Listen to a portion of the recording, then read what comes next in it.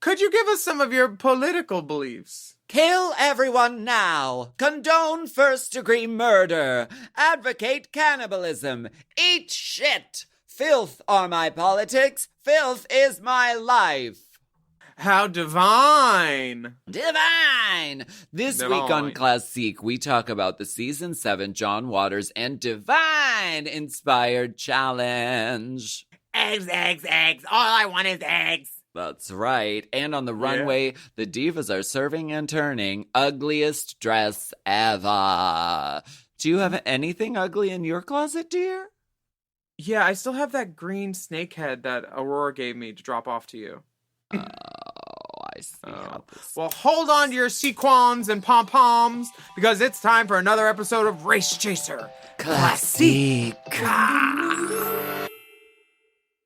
Forever. Dog. Race Chaser. Woo-hoo. Race Chaser. Yeehaw. Race Chaser. Woo-hoo. Race Chaser. Yeehaw. Hello. Hello. Hello, and welcome back to Race Chaser Classique. A podcast dedicated to the discussion, dissection, And dissemination of every single episode of RuPaul's Drag Race, Race. starting from the very beginning. This is the beginning. My name's Alaska. What is yours? Hello, I am Willam. While we wait for, season 14 to start up, we are still fixated on season 7. We are deeply focused. Cut it in half and take it back. That's what we're doing. Classique, baby. And prison, honey. Last week they had a prison fashion mini show challenge, and Rue didn't bring back just one queen. She brought back the whole goddamn cast. And there were a few clashing personalities, to say the least. Kennedy paired everyone up for their conjoined queens challenges, and Sasha Belle proceeded to wander the workroom while Ginger tried to cut fabric. Katya and MKD were attempting to overcome the stain of last time they partnered on a challenge, and Trixie and Pearl had great synergy around their idea, which led them to the win. That means Trixie gets to return to the competition. Jaden and Tempest pairing made the least sense, and it landed them both in the bottom for the lip sync with Ginger and Sasha. And after performing a double mastectomy on the main stage, Ginger wins the lip sync and gets to stay another week. And Leanne Rhymes was there too. She was. Busta Rhymes' sister. We get a mirror message from Jaden to your fears. Stay fierce and work that puss. Mm-hmm. I love you all. XOXO Jaden to your fears. Honey, work that puss. Work that pussy. Words to live by and words to remember. Honestly, I want them on my gravestone. Ginger is relieved to be back in the competition. She never thought that she would be lip syncing. She's been in the top this whole time so far, and she said in Untucked, she said, I know how y'all feel now, being in the bottom. I don't like it. Yeah. She was hindered by her partner in her head, for sure. Right, and she had no time for this challenge from the beginning. Well, she was like, nope, you're not bringing anyone back. Nope, I'm not doing teams. Nope, I'm not doing conjoined. Not happy. She should have learned to sew a little bit more. I think that would have helped. But welcome back to Trixie Mattel. Yes. And Fame is as plucked as one of those chickens, honey. She Plucking's says, aplenty. I'm pissed off, to be honest with you. And Pearl is like, all you can do is chill out and just do you. I mean, it's working for me. And Fame is like, no, you're wearing off the rack clothes. And if I would did have been that, red for that. I would be red for filth. And Pearl's like, just chill out, bitch. Further making Fame mad and angry. I think the blithe unawareness of the whys and the happenstance from why Pearl is still there were lost on her, because she couldn't have known, that they were. When you stay at Drag Race, you think, oh, I'm doing great, they love me. You never think to yourself, oh, I'm being kept here for story purposes. Like, I'm sure Fifi thought she was actually going to win, not like, oh, I was being kept because I'm a bitch who's being rotted to everybody and it's good for story, Right. Such is the machine of reality Yeah, television. which is fine. Pearl does deserve to be there at this point. I think her drag performances and her looks are great. She brought in a new era of drag kind of. I think that a lot of baby queens copied, and I see a lot of Pearl faces everywhere now, still to this day. Yes. Pearl Finish. Matt Pearl. Matt Pearl. Oh wait, her name is Matt. Matt Pearl. Drag. Pearlescent. And as we go to as they roll the credits, there's Violet going, I think I swallowed a feather. Which, is this award-winning television. The next day, Trixie comes back into the workroom for the first new challenge, and she brings her RuPaul Maquillette statue to return to the shelf. Oh, that's a nice moment. Yes, because this is the introduction of the receiving the trophy as your parting gift that they then take away from you, so you can't show it to people and prove that you were on Drag Race. See, that's the thing. You need to, anything they give you, you need to piss on it, shit on it, or hide it before they can get it back, because that's how I got to keep my RuPaul's Drag Race robe, my RuPaul's Drag Race towel, because after the wet challenges, they would give you a towel and a robe, and then they'd take them back immediately. But I hid mine. It was hidden. Right. And it crystallized. Put a sewing machine in your purse. Hello. Who knows what this day could avail? Very Max speak from Fame. Right. She's taking over the Max role. And we get a video message from Mother RuPaul. Good morning, Baltimore. Having female trouble? Well, don't be a crybaby, because all you need to become America's next drag superstar is hairspray and polyester. And don't forget to hide your pecker. Dang! Katya says, I love Steven Spielberg. Wow. RuPaul comes into the workroom and she lets everybody know that it's time for the reading challenge. The library's open and someone crawled through the vent and it's time for everybody to vent. Yes. Mm-hmm. Any of these reads stand out for you? Yeah, I thought Trixie was really funny, and I thought Trixie was great, and maybe whoever the last two were, Trixie and maybe Katya. Pearl had some good ones. I like that she turned to RuPaul and said, and RuPaul, and just, very audacious. Yeah, it's the audacity of hope, honestly. And it's nice seeing RuPaul be a real person and react to a situation really, because she was not expecting that, and it was hilarious watching her face. Yeah, definitely. One of the good ones was Kennedy saying, Miss Trixie, I'm waiting for you to change that lip color because your face looks like the back of a baboon's ass. Damn. Which, to me, doesn't a baboon's ass have like... Isn't it red? Yeah, and Trixie's always in that like corpse like pink. Bright pink, yeah. But okay. Call National Geographic. But, I take umbrage with the accuracy of this read, unfortunately. But maybe it's because Kennedy has one eye on the prize and the other one on the ground. That was one of those funny reads that lasts the test of time more than really any of the others, I think. Trixie has a good one too that says Pearl's wardrobe is from American Apparel not. Right. Which is great because that was the time of the American Apparel girls. We were the big thing, so much so that the day the American Apparel ad came out, Theron called us and said, "Can you give us their numbers so they could sponsor season 8?" Literally. Really? Yep. That's what Theron did. He called me the day it came out, not to congratulate me. Can we get their number? We'd love to talk to them. How did that come about? Can you like we were going to do their bidding for them even more? Like fuck you. Okay, I'm not gonna say anything. These life baboons' is asses, a celebration. So baboon's that one on the bottom left. Right. Baboon's ass is not bright red. I mean, it is sort of an off red. Well, it really the fun depends. ones are. It really depends, but it is more like a. Wait, that's me. That's not a baboon. That's you at white party. Not so white. Ooh, it is God. sort of like a pink. Some of these look like airplane pillows. Oh my. Oh God. Oh no more. No more. I'm seeing my future. Damn. Turn away, horrid ghost. Show me no more of this future. Oh, wow. Any more reads that you liked? Is that Ben Affleck?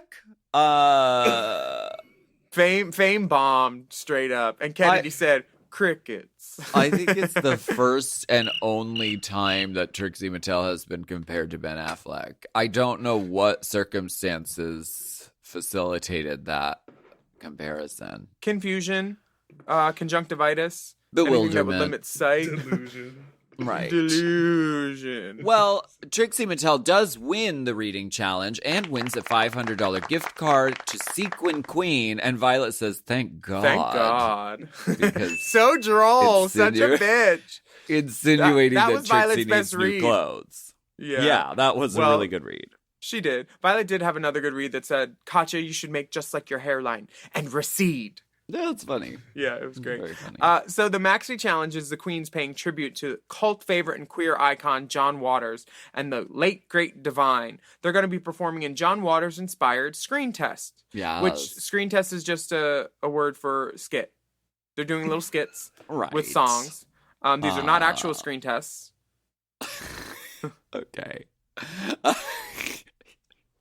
Something on Drag Race is fake. It's Something fake. isn't real. The wires aren't plugged in. Something is false. The women and are men. The fabricated women are men. on RuPaul's Drag Race, and we are here to expose them. It's not a real race. They're not running. There are not fast cars going in a straight line down a track. Where's the this horses? is not a Oh, drag wait. race, people.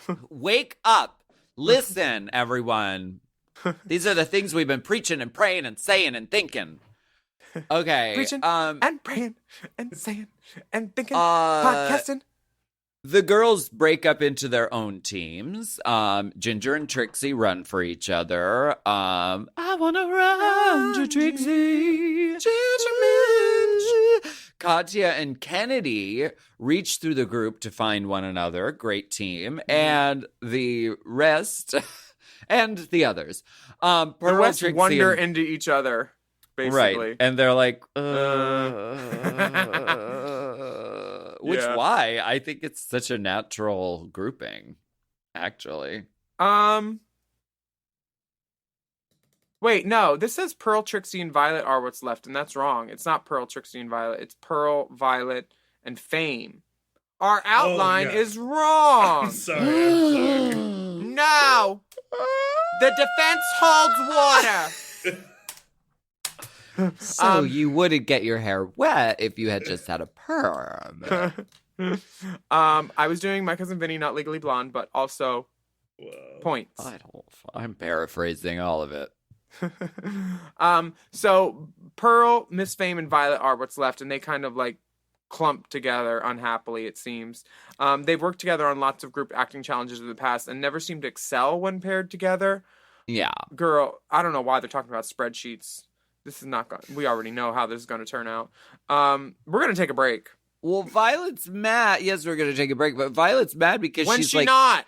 she's like, can I just fucking model? Why do I have to go do a fucking skit and a song with other people? I want to just I want to execute looking sickening because that's what I do. So, Does anyone have a hula hoop? Put it in the air. I'll jump through it. Let it on fire. Don't make me work with Fame and Pearl again. why don't we go ahead and take a break and we'll be right back. Okay. Well, we'll take a break on that one.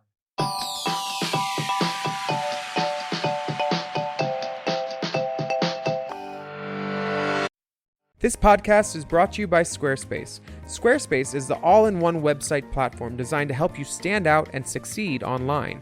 Whether you're just starting out or scaling your business, everybody needs a website. Otherwise, you're just out there making your business happen with what?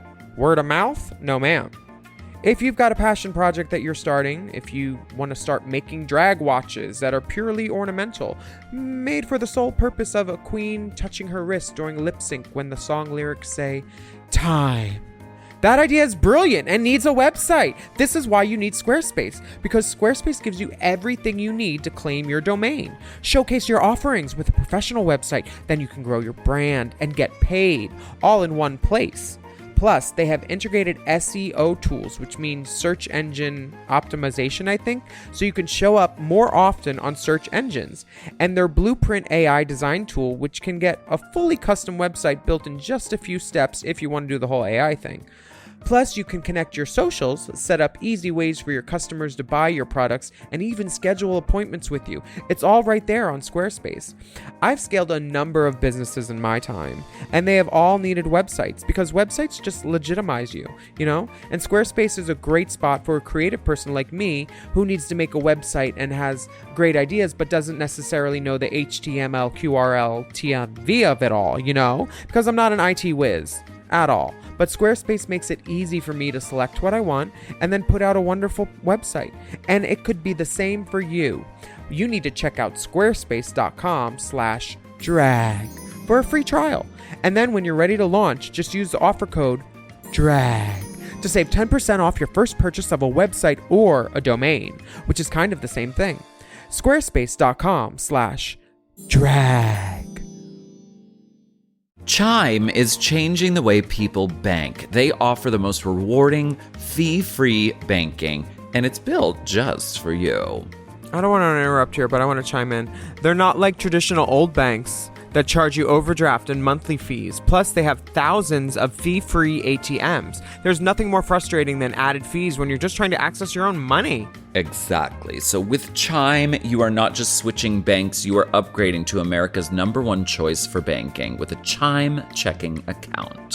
And how about some of these benefits? All benefits here, honey. Get 5% cash back on a Chime card in a category of your choice, like gas or groceries. And you get savings that grow faster with 3.75 APY. That's 9 times higher than the national average. And don't forget, they also have Spot Me, which lets you overdraft up to $200 fee-free. We all need to be proactive in our own finances and understand what our money's doing, and banking can be confusing. There's so many hidden fees and policies that are different at each bank, so you have to look out for you, and with Chime you can do that. Yes, God, and don't just settle. Find what works for you and get the perks and benefits that are beneficial to your life. Check out Chime. Honey, I did. I'm a Chime user, and Chime is not just smarter banking, it's the most rewarding way to bank. Join the millions who are already banking fee-free today. Head to chime.com/drag. That is chime.com/drag. It only takes a few minutes to sign up. Chime is a fintech, not a bank. Banking services provided for MyPay and Chime Card provided by Chime Bank Partners. Optional products and services may have fees or charges. Stated annual percentage yield and cashback for Chime Prime only. No minimum balance required. Checking account ranking based on a J.D. Power survey published October 20th, 2025. For more information on APY rates, MyPay, SpotMe, and travel perks, go to chime.com/disclosures.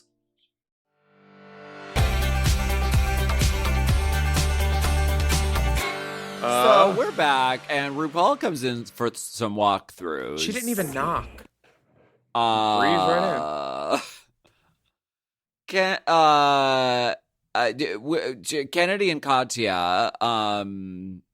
Kennedy's a singer. Katya doesn't claim to be a singer. And RuPaul is like, well, you can finally show that you're not just a pageant queen.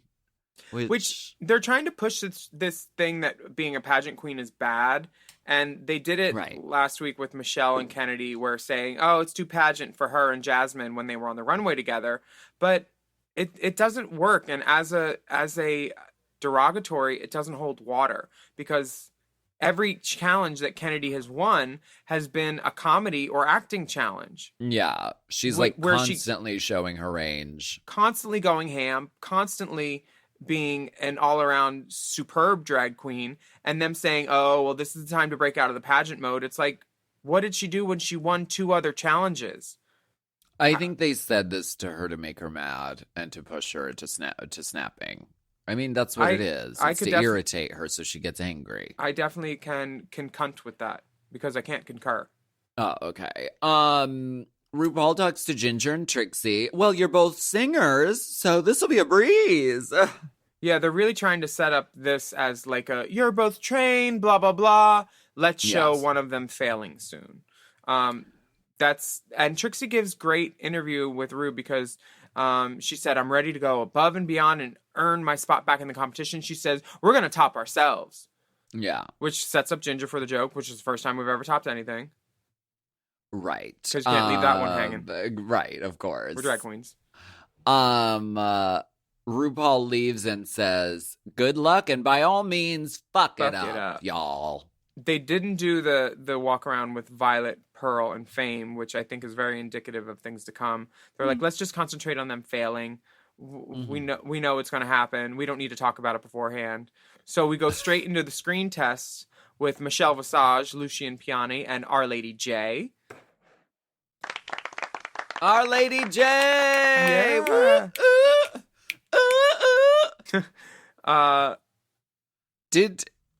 Why the fuck did RuPaul not mention that Our Lady J was going to be there? Well, in season 6, when they mentioned that Our Lady J was there, Lucian gave her a great intro and said trans icon, legend, all this stuff, okay. musical extraordinaire. And then she walked in, and the first thing that Darian said was, did you cut it off? And it got crickets. So maybe they were doing less on the intro this time.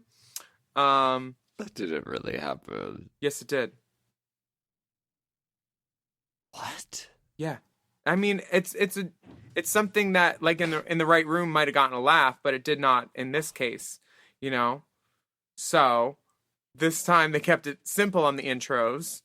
But also, wait. Last time Our Lady J was on, they gave her this glorious and well-deserved introduction, and then the mini challenge was female or shemale.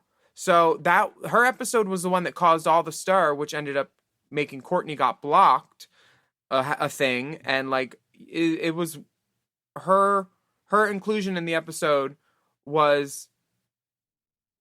I'm trying to think of a way to say this. The fact that they're exalting a trans icon and then they're being so defamey about the female or shemale thing, and then which honestly in our community that word got bandied about and everything, and it would have been less of a pill to swallow if they weren't actively discriminating against trans contestants on the show. You know what I mean? Sure. So her last time on the show brought about a lot of discussion, which is great. And we're happy to see her back, all blonde and lovely. Looking so gorgeous. Yep, you can tell what year it is by what color hair Our Lady J's hair is. Right. She's blonde. She's Pamela this time. Right. And this is very, this is a really fierce, this is like, you actually need to be like, you need to know what you're doing with music to sing along with an accompanist live. What a great opportunity, you know? Yeah. Kennedy and Katya are up first, and Kennedy forgets a few of her lines, and she says she's thrown off by the live accompaniment.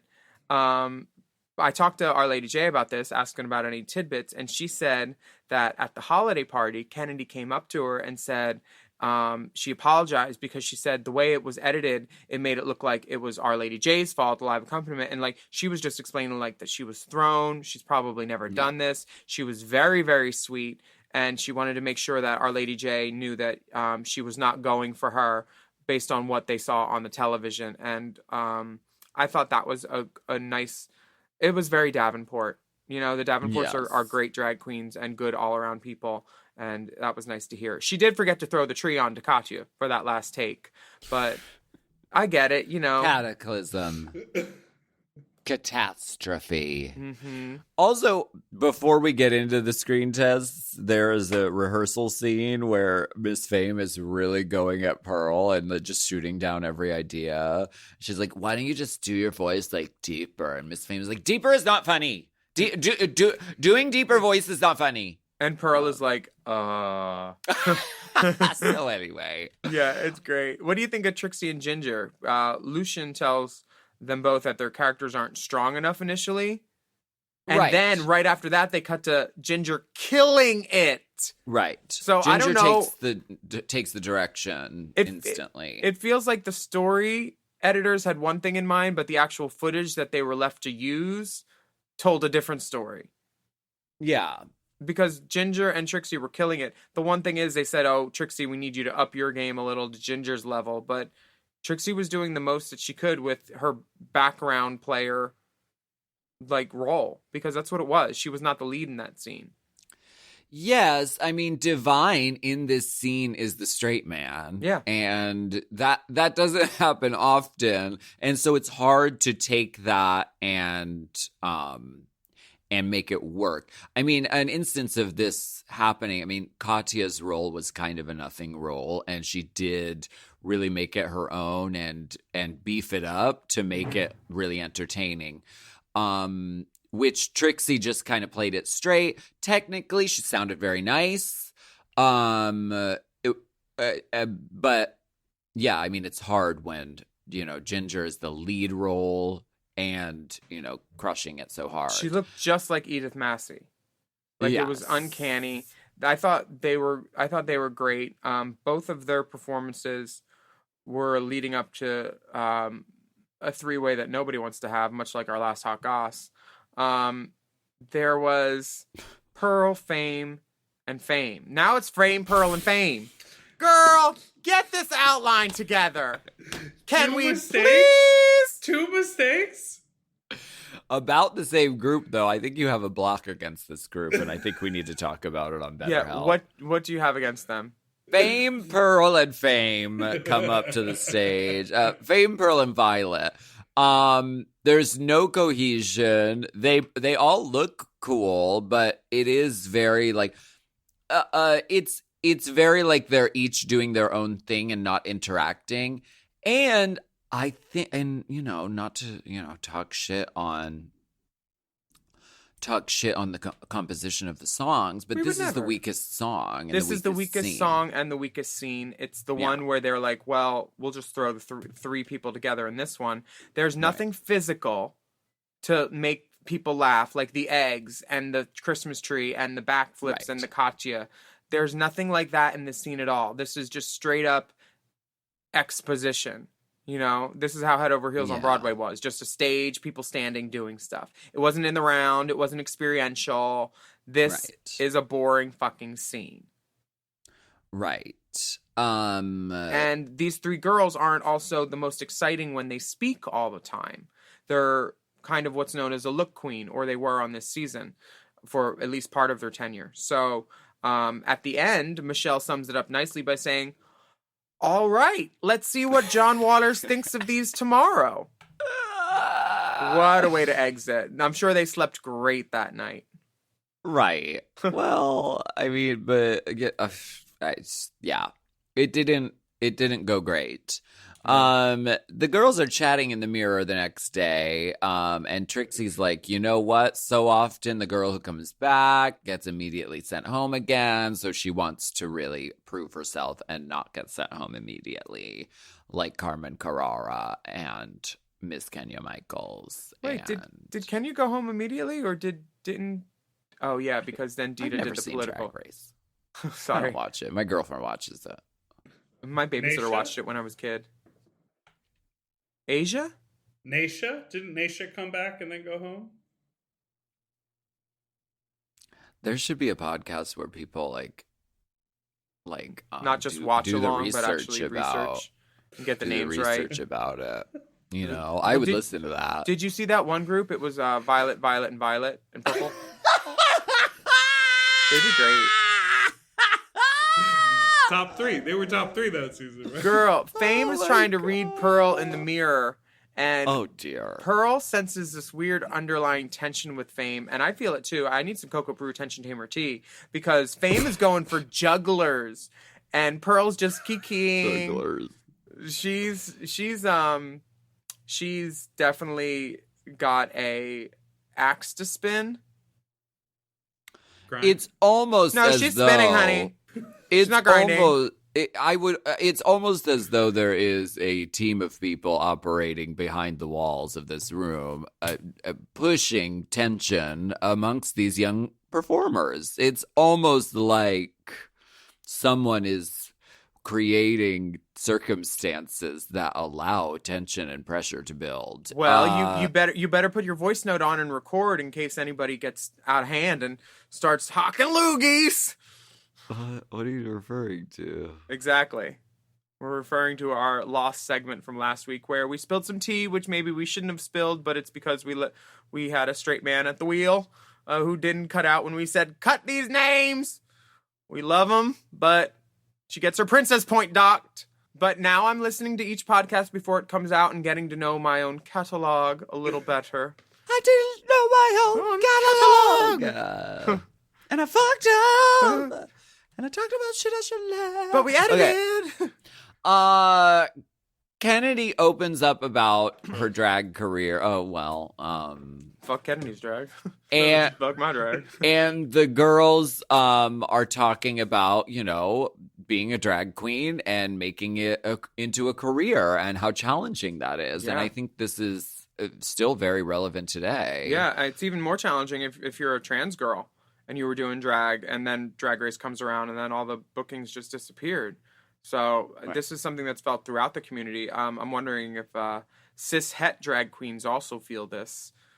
Some can't even buy wigs for promos, you know? Okay. Tough times.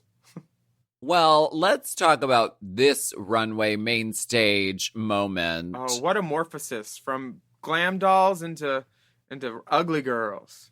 Right. We deserve Ugly girls. Now, this RuPaul dress is really a moment. It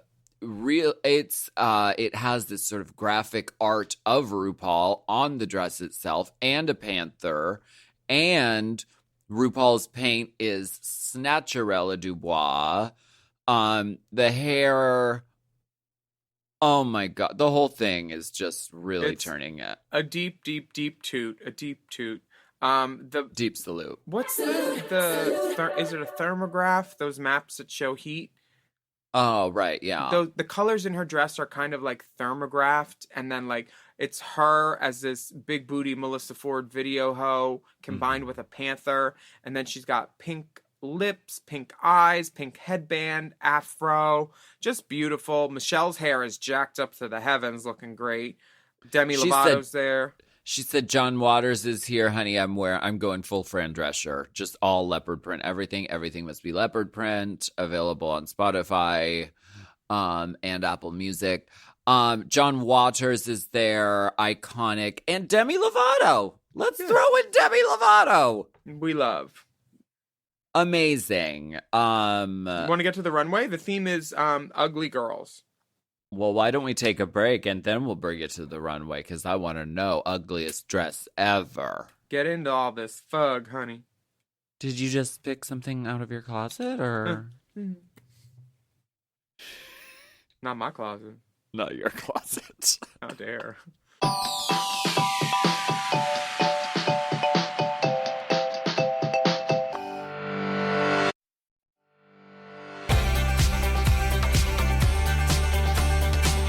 So, first up on the runway for the ugly dress category, we have Miss Kentity. Ugliest dress ever! Now, I always want to ask you, maybe I'll wait till the end. Okay. What you would wear. But, okay, let's talk about the other girls first. First up, Kennedy Davenport giving us really acting. Church lady. Yes. The dress is stuck in her panties in the back. She's really, really, I mean, if you want to say, oh, she sticks pageant at all times. No, she's really giving it to you. She's acting this character, and she's like the church woman. Sister Dorinda, for sure. Yes. It's giving it. It's funny. Is it ugly? No. It's just more prude than anything. She actually looks nice. It's not exactly the ugliest dress ever, but she's giving it a character that's very effective and definitely gets the story across. Yeah. Now, Katya. Katya looks like a fucking drain clog at a yarn store. Yes. She is in this crocheted yellow, brown, and teal number. Just the wrong combination of colors.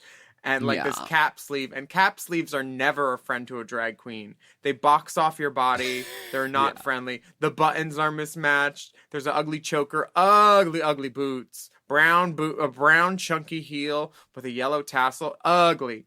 ugly. Yeah. Hair is Little Orphan Annie, but all the orphans nutted in it and then put it in a dryer. It's bad. Yes, and Fits the prompt.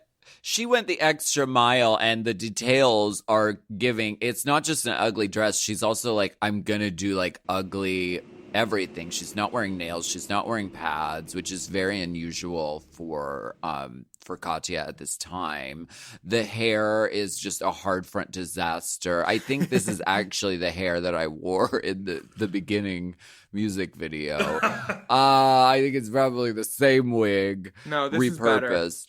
And the dress, very good job. I mean, the material is unusual. She definitely executed ugliest dress ever to the max. Ginger comes out as a lime green polka dot dream. She's got evergreen, hunter green flower accents, though, which pushes it into ugly because that just doesn't align with the lime green, the hunter green and lime green. And her body's right, her shape is right, the dress is ugly, the face is beautiful. It could have been uglier for me, but she does know that green is the ugliest color to Michelle Visage, so I think she leaned into that. And they cut to Michelle Visage as though Michelle is actually really angry. They cut to Michelle and she's like, oh my God, I can't deal with this. I can't. Like licking her lips, just good. Like she's actually mad about it, which she's not. She looks like Cher's mother when she does that lip thing, Georgia Holt, where she's like, Georgia. Right. Ginger, I mean, this has ugly elements, and like you said, the hunter versus the lime green is definitely taking it there, but I think she could have gone further, maybe make the cut, more awful, maybe make the fit more awful. I think it could have been more awful. Yeah. Because she looks cute. More awful. Trixie Mattel is giving us, I mean, this is Madonna, 80s taffeta prom kind of vibe, which I don't think is ugly. It's too clean. It's too neat. It's too good. Yeah. Willem, don't you own this dress? Yes, I own this dress. Wow.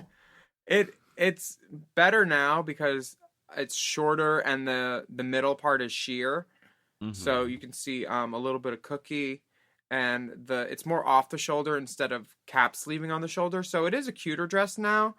It's on display at the Palm Springs Drag House, and on Trixie it looks good. It doesn't look bad.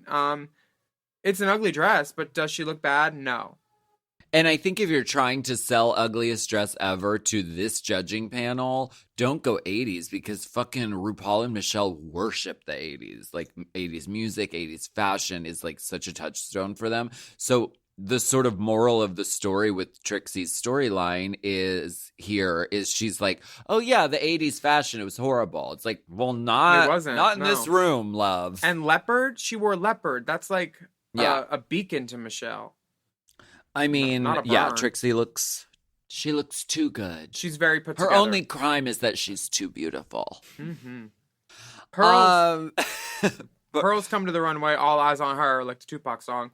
All eyes on her in the center of the ring. It's just like a circus. Yeah, There's two types of people in the world. Some people like to entertain, and some people like to observe. Pearl's seen a lot because she's got eyes all over her dress. She's a put on a show kind of girl. She doesn't like the back seat, and I know this about her. She likes to be first. Got to be first, yeah. Yeah. This dress is not it's not what I'd first think of if I were thinking ugly. It's a great. The fit is there. Maybe the crinoline is showing, and that might be the ugly part, but that's not even ugly. The makeup is beat. The hair is great. The headband is perfect. This doesn't feel like it fits the prompt so much for me. Yeah. Maybe She looks too good. Yeah. Very Harajuku. There could have been elements. I want, like, it's very flattering and it's very cute. If it was more like, if the fit was kind of wrong, I don't know, maybe that could have taken it.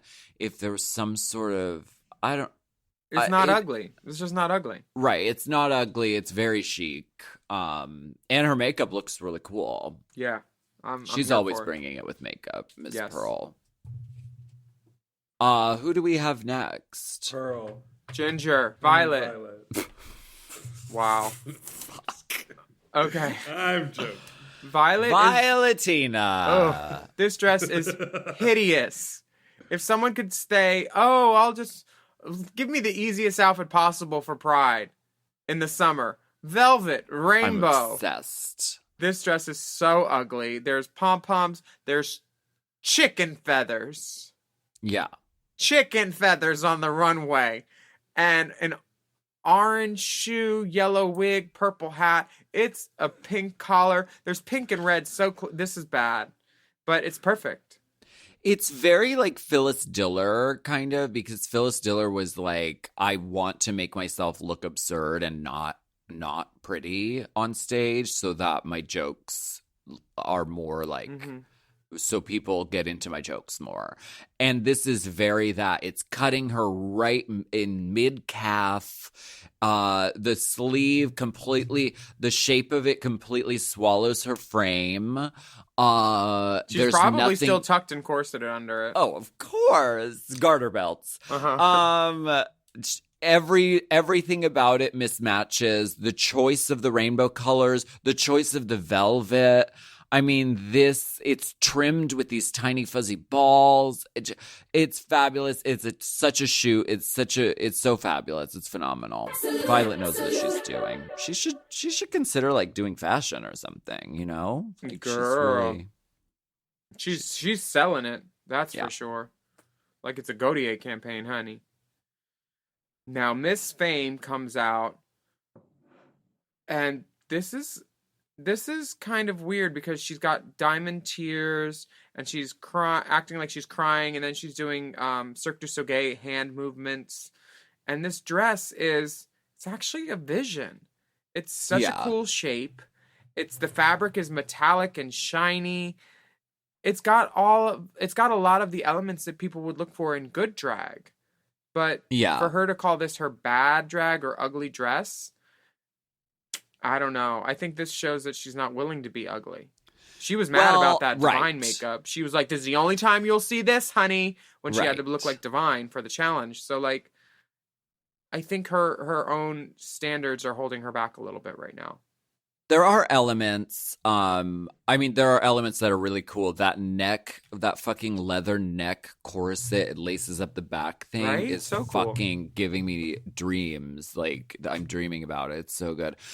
There are elements that I can see where she was going. It cuts right at the ankle, which is, that's a drag mistake. It cuts just above like the boobs, It's that so nipple, that's like a fit, an intentional awkward fit thing, and it balloons out and so doesn't show her figure. Her hair is so laid though. The paint is so right. Yeah. She could have really stepped outside of herself, which she didn't do, unfortunately, in this moment. Agreed. The shoe could have been more off, Something. And then we get into the John Waters screen tests. And Katya and Kennedy are up first. And this is not a case of shit sandwich. This is an open-faced shit sandwich shit at the end. Katya and Kennedy and Ginger and Trixie both kill it. I didn't know who I thought would win based on both of their performances. Both were really great. Yes, they both did really, really great. And Laughed this is out one loud of those moments in both, honestly. Yeah. Like, out loud. This is one of those memorable songs that still, Lucian, is really, really talented when it comes to like writing music. And this is like one of those, all I want for Christmas is my cha-cha heels. That's so quotable to this day and really, really memorable. And they both did great. Pearl and Violet and Fame's song is so unexciting that the only way they could amp it up was, let's put a key change in at the end and then we'll do the same verse again. It's honestly... How'd that song go? Exactly. Don't play with do. Don't play with do. Which is like so sick. And then the key change was just like, don't play with do. It was just not a good song, not a good anything. It sounded like the song that Lucian was singing when he was arrested last time. Okay. Ginger and Trixie, however, again, quotable to this day, memorable. Ginger solidified herself as a drag fixture with this performance. People still bring her eggs at shows. She could just do this number instead of gummy bears. Eggs, eggs, eggs. I'd watch it. All I want is eggs. Da, da, da, da, da, da. Da-da-da.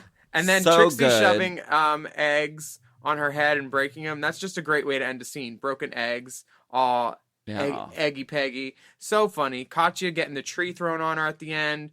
Her dirty tights and that scarecrow wig. Just like good drag up at the front for these two teams. Very good.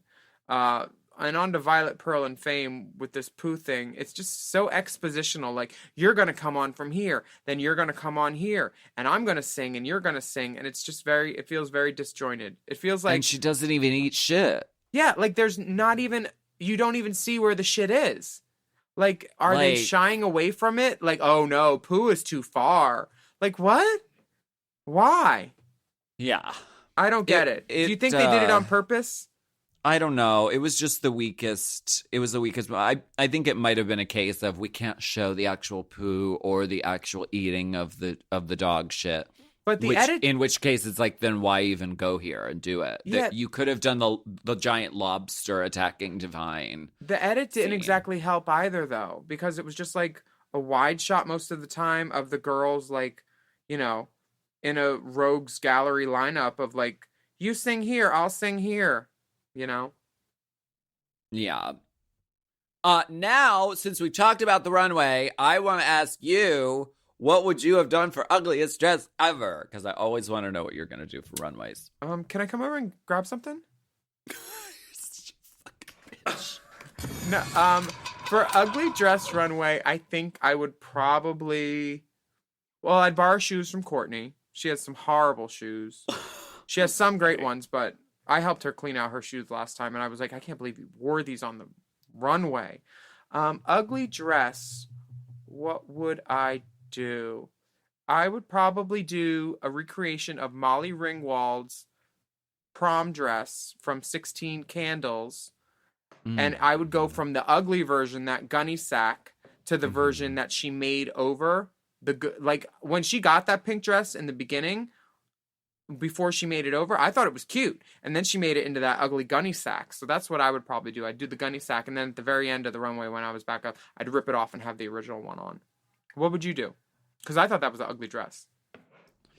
Yeah. I mean, I think to me, ugly is all about like color choice and putting colors that don't belong with each other against one another. Sweet browns or hot browns? Because I feel like a brown, an orange, a yellow, a pink. Well, pink and brown go good together. Right. But like leaning into that. And lime also, green and brown and orange. Right. Oof. Fit and proportion are also, I think it was very smart of Ginger to lean into green because you automatically are going to lose, aesthetical points with one of the judges. So that was really smart. But adding some sort of other color and also fit and proportion, you can really get away with a lot in making things ugly. Like, I love the cap sleeve thing. Like, it really is every woman's nightmare in drag. Honestly, yeah. That sort of football player kind of cap sleeve, for sure. No, the judges had some things to say about these outfits. Kennedy was told that her ugly look wasn't ugly enough by Carson, but her performance was great, and John Waters said she lived up to the Davenport name, and Rue has... she has an aha moment. She has an epiphany get paid moment. Yeah. Which is, she said, I just realized that Kennedy and Dawn have the same last name. Listen, the House of Davenport has been around for a long time. Long time. It was Plexus. only a matter of time. I know her mother. Calexis. Yeah. Katya stood out in the challenge. She brought a new idea and energy to the character. John Waters thinks that the hippest girl in Brooklyn might like her look. And she's praised for giving a, run-of-the-mill character more things to do than what was scripted. which is, Yes, definitely. Great. And she totally did that. Ginger, they say, her performance was really a masterpiece. And she looked exactly like Edith Massey and really knocked it out of the park. And, Ginger comes from a pageant background as well. And this was one of those moments where she really showed, like, I'm not afraid to really dive into a character and be ugly and, be gross and get dirty. Yeah. That was cool. Trixie showed that, once again, she wasn't afraid to be ugly. But her dress wasn't ugly. The judges also think that Ginger outshined Trixie, but, like, how could you not? And she was good, just not as good as Ginger, which makes it seem like, how is she if she was trying to be bigger than Ginger, it wouldn't have worked for the scene. So Trixie was never going to win at this anyway, and her dress just wasn't ugly enough, which is why I bought it.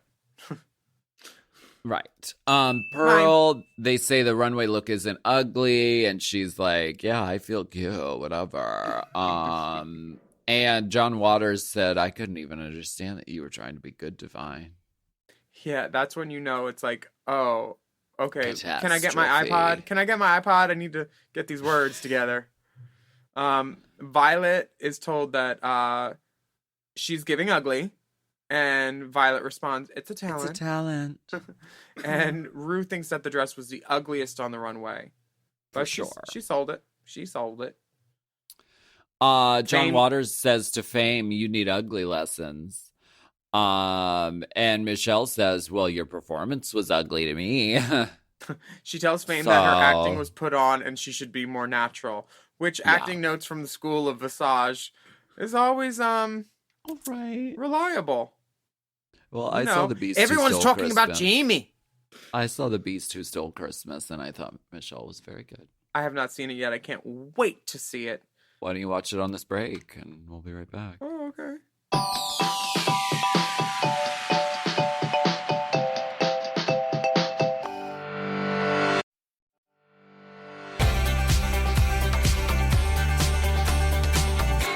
So we're back, and it's that point in the show where RuPaul asks all the girls who should go home and why. Yeah. All the girls, Kennedy, Katya, Ginger, Trixie, Pearl, all say Fame. And then Violet says Trixie because she says, oh, she was brought back into the competition. And then Fame just says, fuck all these bitches. And she says there's a part of Pearl that thinks that she's too cool for school season 7. Right. Yeah, I thought it was very smart of Violet to throw another name out there, only from the perspective of, like, we're making a TV show, and, like, throwing another name in there adds another cross tension that wasn't there that's ultimately going to be good for the show. So that was a good call on Violet's part to say Trixie. Because inevitably someone gets deemed the weak link, and everyone ends up kind of vibing on one person during this question. And this week it is Miss Fame. And it can't feel good. And we'll see that in Untucked. We sort of see the fallout from this. What did you think of Kennedy's reasoning? Kennedy's reasoning for sending Fame home was, she said, the struggle is clear. It's real. What is that her only explanation? Yeah, they don't edit around it. They just say, I say Miss Fame because the struggle is real, as you saw in the challenge. Okay. Like, she read her just concisely, top to bottom, engulfed in a read. It's great. Like, I loved it. I did not mind. And in Untucked, Fame is none too pleased, honey. She's sitting in the corner. She's like, I don't want to go over there and kiki. Yeah. I don't want to. For sure. Well, the winner this episode is Ms. Ginger Mange, and she wins a hair-raising custom wig wardrobe from Weave and Steven. She has 3 wins, and I won a prize from Weave and Stevens once. And Weave and Steven and I had a really great call about what the wig was going to look like. I was really, really excited about it. I still haven't heard back about it. So it's in the mail. Weave-In, if you are listening, please let us know, because I would still love a custom wig from you, because I think you're very talented and great. It's crazy that this show can be like, we're going to award you prizes, but y'all got to get them yourself. You got to hunt them down and kill them, and then skin them, and then they might be wearable 9 years later. Girl. 9 years. You know, What girl, privilege. we all get busy, and Honestly. I haven't thought of it until this moment, this episode. Now that- so Now that you've been wearing wigs by Vanities, though, I don't know if one could go back. Do. So the safe girls this episode are Kennedy, Katya, Trixie, and Violet, which leaves the bottom three as the Miss Fame team. And Miss Fame is deemed safe, so Miss Fame and Pearl are lip syncing. And the lip sync care is so really don't care. confused. And whoever wrote this outline really doesn't care. Your dress made us happy, but your performance was crappy. That's really funny. The setups for who was safe and in the bottom were really funny this week. You purported to eat doo-doo, but your performance merited a roo-doo. That's funny. Yeah. So Pearl and Miss Fame lip sync against each other. The one thing I noticed in this lip sync was Fame was giving emotion. She was pleading. She was giving the song. Pearl Did she know was the words? hitting. No, there was a clear point where she did not know the words. That's she was the giving, only issue here. Watermelon jambalaya with some cantaloupe, pick a little grape. Right. But Pearl was hitting the beats, and I always like to see a girl hit the beats of a song. I feel like, even because it just like gives something for the music to flow with a little more. Fame's giving beauty, emotion. Why did she not spin in that dress and give it like a takeoff moment? I don't know, but This is Pearl probably is- one of her first times performing a lip sync Ever. performance in her life. So for that, I mean, she's for her. she's doing a very good and serviceable job. But there are things that you learn from doing. And you learn things that work and things that don't work. And like you said, the spinning of the dress would be an instinct if being a performer was something that she, had done. But for this being basically her first performance ever, lip syncing, I think she does a great job. the one part that's good is where I put one finger in the air. They both in sync flick each other off, which is great. But Good nobody's instinct. Nobody's fishing for dollar bills for this performance. Nobody's Right. going to the ATM. Nobody's tipping. We are solidifying Pearl's winning dance move, which is lifting an imaginary TV. This is her vibe. This is her thing. And it's iconic. It's memorable. That's why she keeps winning lip syncs. She is very captivating as a performer. Yeah, that's why. Kennedy in the back looks so fucking bored. Oh my god. They both have their hands clasped going, you think we're going to have tacos today I'm again? back there just like getting through this. With her pocketbook. Not even pleased at all. It's great. Yeah, this is a time that it's sad to see Fame go a little bit. She says the Cosmic Queen departs. Yes. And she says back in the real world she plans to take a few acting classes, but everything else she feels like she did well in the competition. And she did. And Yeah. I love Miss Fame. Me too. I think she really had a great run on this season, and she's still out there pursuing her dreams and being the cosmic fucking fashion model fucking icon that she is. So And she is, honey, turning up, looking right every time. Some of the best absolutely. wigs in the game. Body right, face right. Yeah. Speaking of body right, we got Miss Ginger Minchfo on the line. She's neat, Yes. petite, and ready to eat. That's right. Eggs, coming eggs, in hot. eggs. Coming in hot with Ginger Minchfo. Want him sunny side up because the sun is out.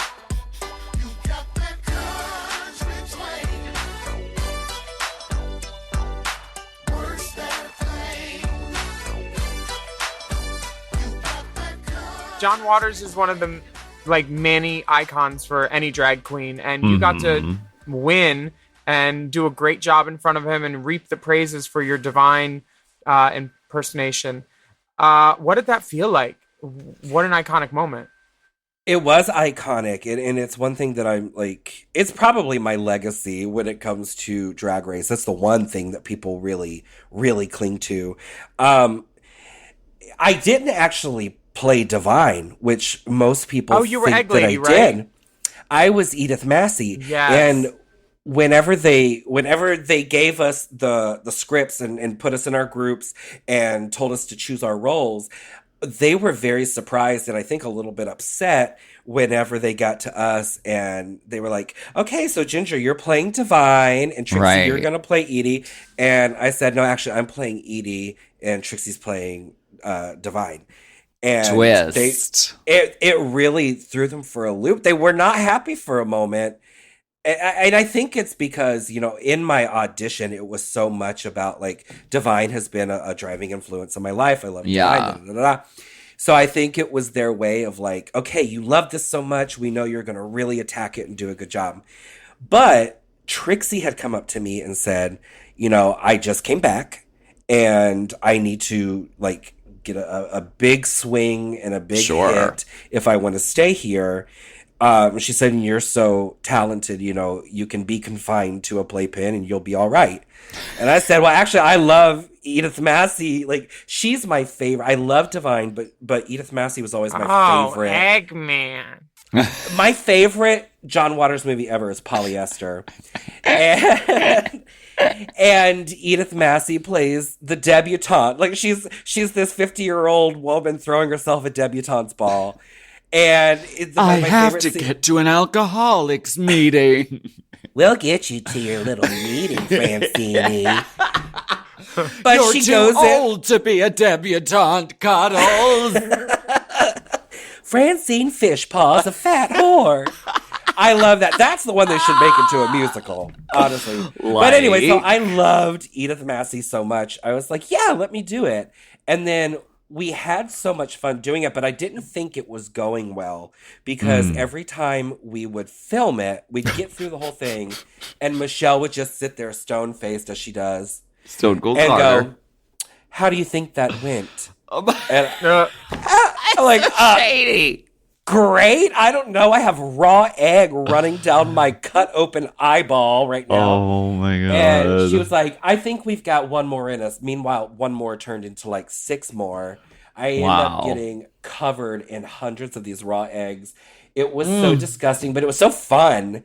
And she kept making us go like bigger and bigger and bigger. And in my head, I'm like, this is on camera. Like, we're not in a 2,000 seat theater. We're not playing for the back row. But then I saw it in context on screen and it really worked. And I'm glad that she pushed it that far because I think that's what people really like loved about it, was how ridiculous it was and how into it we both were.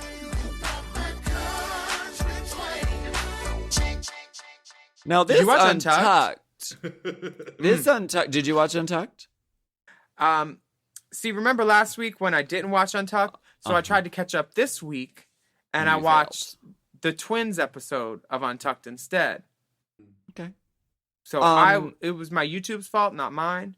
I think it was the shadow ban. This episode of Untucked really was popping off. First of all, everyone is coming for Miss Fame, and I've had it, and I want everyone to leave Miss Fame alone. Miss Fame just got told by everyone on stage that she should be the one to go home. And then Pearl is like, I can't believe you said me. How dare you? That's really strange. You're acting crazy. Why are you acting so weird? It's almost like you know you're going to go home and can't talk about it. Honestly. Well, I mean, Fame was saying it to Pearl through reads the whole season, like everybody was. So Pearl acting surprised is kind of funny, other than the fact that it belies that they thought, maybe one of them thought that they were friends and the other one thought that they were competitors, you know? Yeah. Pearl seems very laid back and chill about it, and Fame is very uptight, which her uptightness makes for a great spiral and decline into insanity because she's so up on the mountain, and then she just all the way to the bottom after all this. Kennedy doesn't give a fuck, and she just falls asleep. Well, that's one of the standouts this episode was Kennedy, because some of the girls go out to smoke. Katya, Ginger, and Miss Fame has to go to somewhere. She has to go to a car or something. I don't know what she was doing. But that left Trixie and Kennedy and Violet inside. And Kennedy was like, y'all are boring, and I'm going to go to sleep. That was really, really funny. The So smokers are talking shit. Now, has this ever happened to you that you've been talking shit about a specific person and that person walks in mid-read, mid-sentence into the room? I did it. It happened to me where someone was talking about me. Raven was talking about me at a show, I think in Detroit, or someone in a dressing room where the walls didn't go all the way up. She was just talking shit about me. Dressing rooms are great like that. Yeah, like, because I had said something, I didn't know about her lip sync with Dancing on My Own, and I had said something about it, and she was just carrying on about it. She's like acting like he's better, doesn't watch the show, blah, blah, blah, blah, all these things. And I went right to their dressing room, and I was like, I'm not friends with her. You know, we've worked together a couple times, but I'm like, what's wrong with you? Why are you so nasty about me? Like, I don't know you. And she just wasn't having time for it. And she literally gave me fingers in the face and walked by me. Yeah, just a cunt. Great show. Painted by Raven is great, though. Everybody watch it. It's fun. It's a great platform for queer artists. Love it. Yeah. Hate her. Don't hate. No, I don't. I don't hate her. That's wrong terminology. I'm not a fan. Her show got renewed for a second season. It's gonna be all straight makeup artists. Oh, cool! How wonderful. This The does hair's by happen. Weaving Steven too. Oh my god. Katya's talking, you know, giving her opinions about Miss Fame, and she's like, oh well, she's not even a performer, and Miss Fame literally walks out the door. The last person they were expecting, because Miss Fame is not a smoker, so they thought they were chill. And Ginger's talking mad shit about Violet. She's like, can you don't think somebody sent Fame out there? What producer wasn't like, why don't you go check on the other girls? I don't because know. when in our Untucked, when we were just sitting there, they made Dita ask, who do you think should go home, to me and Fifi? You know, like they know how this is going. Someone sent Fame out there for her to catch what the girls were cooking. Okay. Yes, it's very possible. Ginger was talking mad shit about Violet.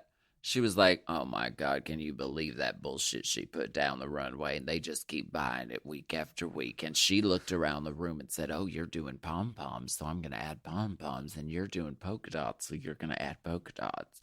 How? It really? Didn't Violet, like manufacture this look ahead of time? Who knows? But one thing is certain. Untucked Ginger is not season 7 Ginger. No, Smoker Ginger is a different woman. Smoke them if you plot them, because she's plotting out there. Of course. She's planting the seeds. No Violet. Oh, no, don't like it. Don't like purple. Don't like violet. Don't like indigo. But she gets a really good read in on Katya about that wig, and she said, you drank that whole beverage, and I can't believe you didn't offer that wig one sip. That is just cruel. Ginger's full of ginger giblets. She's full of them. Giblet. Ginger's got some great jokes. This is our final Classique episode of the year. Can you believe it? This is our stopping point for season 7. Seems appropriate that Miss Fame would be that one exiting.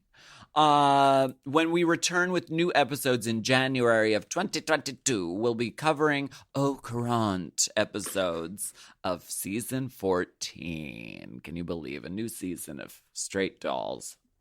I'm so excited for the morphosis of seeing these sissies. We love season 7, and we'll be returning to our sickening 6, right where we left off once RuPaul, VH1, World of Wonder, and Paramount Plus give us a moment to catch our breath during the jam-packed drag race. Help me sleep. So maybe in the spring sometime we'll talk about season 7 again. We'll catch up. Who knows? But you know what this means? New Good. promo picture, season Oh, 14. yeah.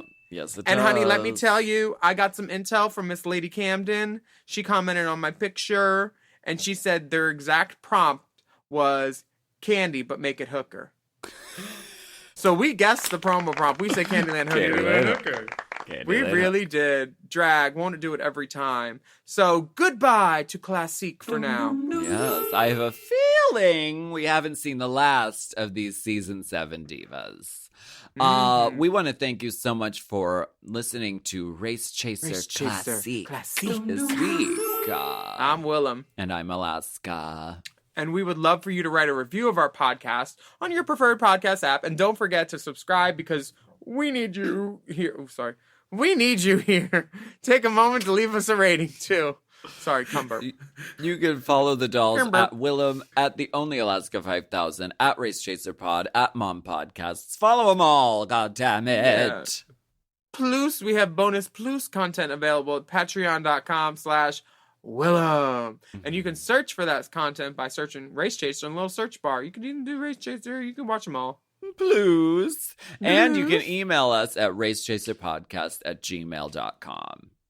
Release the porpoises!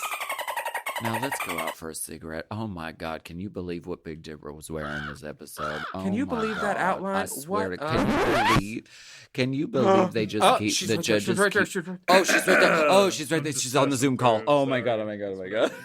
I thought you I'm were the looking host. for Trixie and Trixie and Trixie. Oh. All right, bye, Classique. Bye. Get a new coat.